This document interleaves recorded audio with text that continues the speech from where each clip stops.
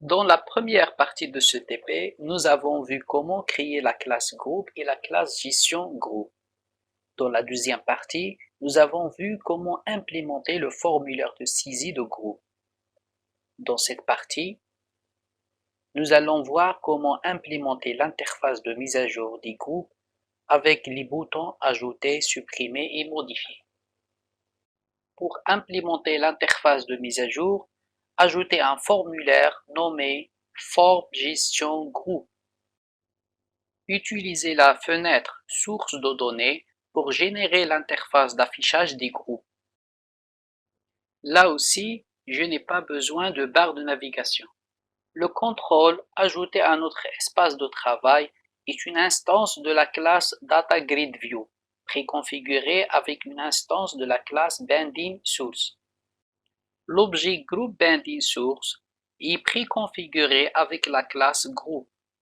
Il ne reste que lui donner la liste des groupes à afficher dans le contrôle Group DataGridView.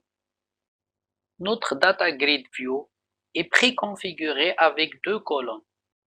Chaque colonne a deux configurations principales. La première est l'information à afficher qui est configurée par la propriété Data Property Name. La deuxième est l'entête de la colonne qui est configurée par la propriété Header Text. Je vais ajouter à l'interface trois boutons.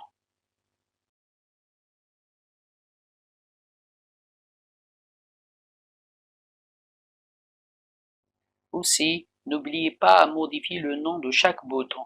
Ça nous aide beaucoup durant le développement.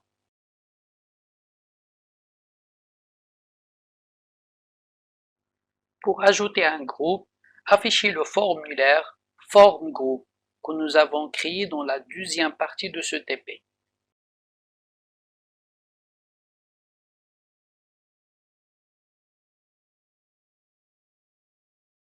N'oubliez pas à créer la méthode actualisée de l'accessibilité private qui va afficher la liste des groupes dans l'objet Group Data Grid. Ici, utilisez la propriété Data Source pour afficher la liste des groupes.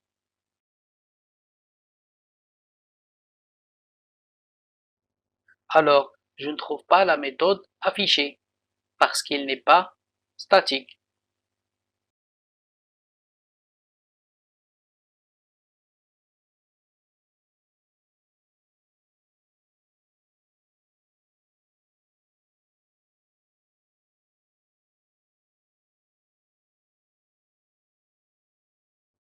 Après l'insertion de l'objet groupe, nous devons actualiser la liste des groupes. Nous pouvons tout simplement appeler la méthode actualisée après la méthode show, mais ça ne marche pas comme on va voir après. Parce que la méthode actualisée sera exécutée avant l'enregistrement de l'objet groupe.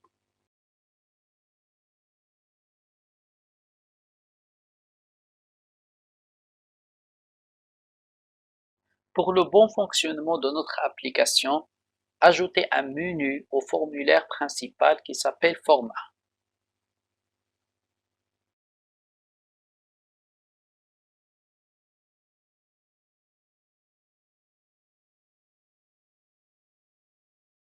Et un sous-menu appelé Interface de mise à jour.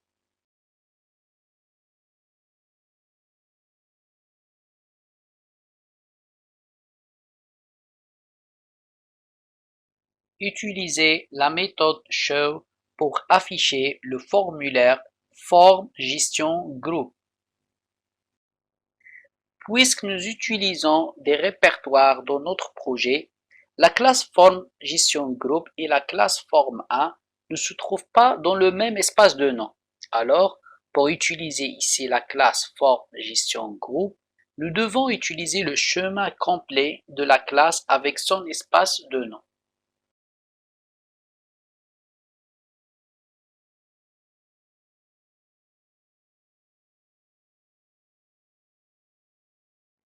Exécutez votre programme pour tester le bouton Ajouter. J'ai essayé d'ajouter des informations pour tester le fonctionnement de notre formulaire. Mais après l'enregistrement, rien ne s'affiche dans le Data Grid View. Peut-être que nous avons le problème d'actualisation ou d'exécution de la méthode actualisée après la méthode show. Si c'est ça le problème, alors si j'ajoute une deuxième information, l'application doit afficher la première information saisie. Après la saisie de la deuxième information, nous constatons aussi que rien ne s'affiche, ce qui prouve qu'il y a une autre erreur. Le problème est dans la propriété DataSource de l'objet groupe BindySource. Il manque une ligne de code. Il faut donner une valeur nulle à la propriété DataSource avant de l'actualiser.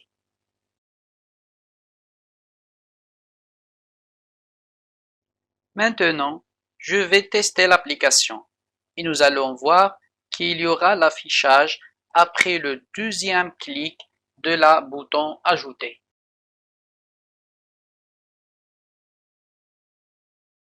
Pour corriger ce problème, la solution consiste à changer la méthode show par la méthode showDialog.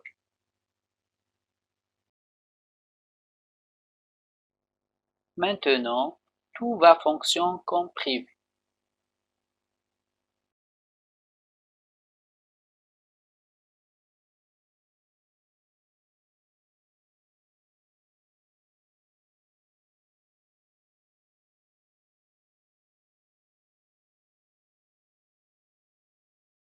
Je vais implémenter maintenant le bouton supprimer. D'abord, je récupère la valeur de l'objet sélectionné, qui est l'objet current de l'objet groupBindingSource. Ensuite, j'appelle la méthode supprimer que nous avons développée dans la première partie de ce TP.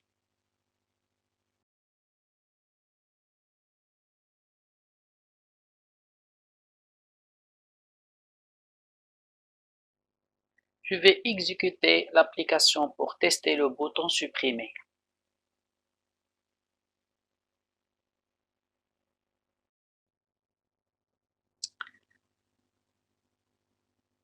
Ah, voilà. Dans la première partie de ce TP, j'ai dit que nous ne pouvons pas supprimer un objet si nous sommes dans la boucle for each.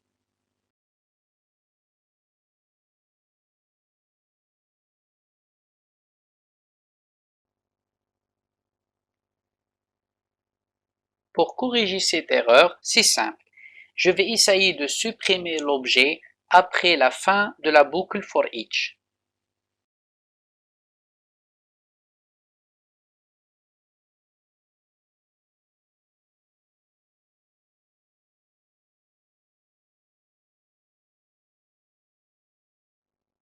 Encore, il ne supprime pas parce que nous devons appeler la méthode actualisée après la suppression d'un groupe.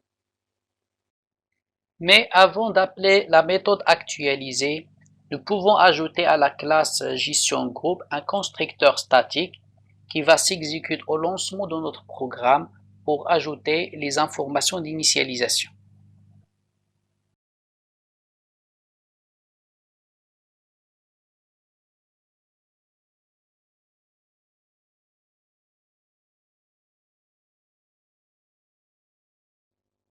Maintenant, les informations sont dans la liste, mais il faut appeler la méthode actualisée dès l'ouverture de notre formulaire.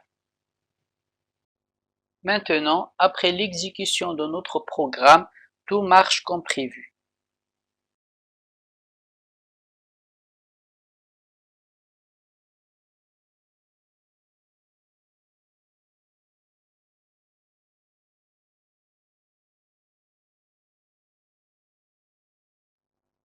Je vais implémenter le code de bouton mise à jour. Pour cela, j'ajoute un nouveau formulaire nommé Form Group Update. Par le même principe que nous avons suivi pour créer le formulaire Form Group, je vais créer ce formulaire.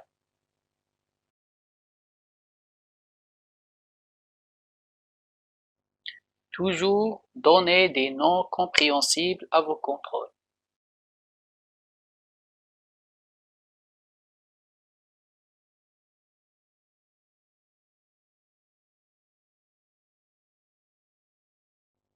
Pour mettre à jour l'objet groupe, créez un objet groupe contenant le ID de groupe à modifier et le nom à changer.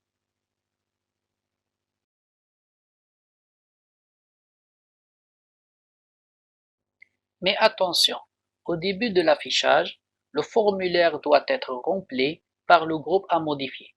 Pour cela, je vais créer une méthode pour remplir les champs des informations du groupe à modifier.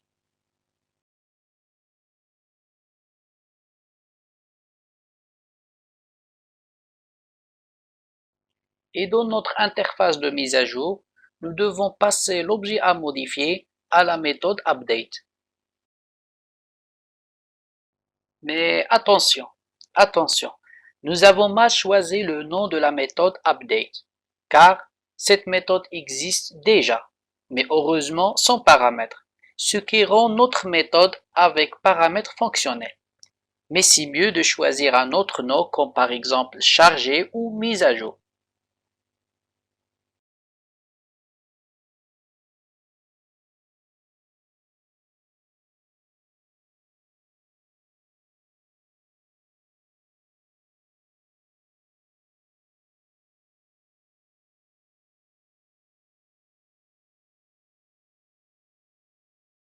Aussi, il faut utiliser showDialog puis la méthode actualiser.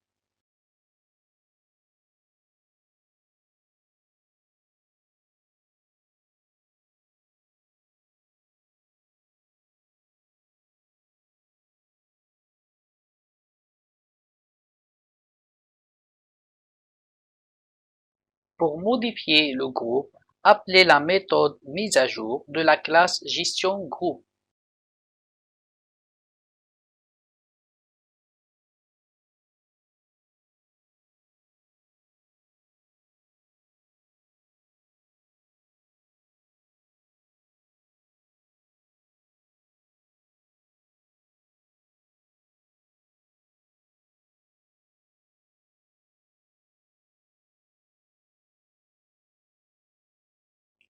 Dans ce TP, nous avons vu un rappel de la programmation événementielle et nous avons réalisé une application de mise à jour des groupes d'une manière organisée et sans la base de données. Pour se concentrer sur la programmation événementielle et l'organisation du travail sous la forme des répertoires et d'espaces de noms. Dans la prochaine TP, nous allons voir comment réaliser une interface de mise à jour des stagiaires avec le choix de groupe à partir le contrôle Combo Books.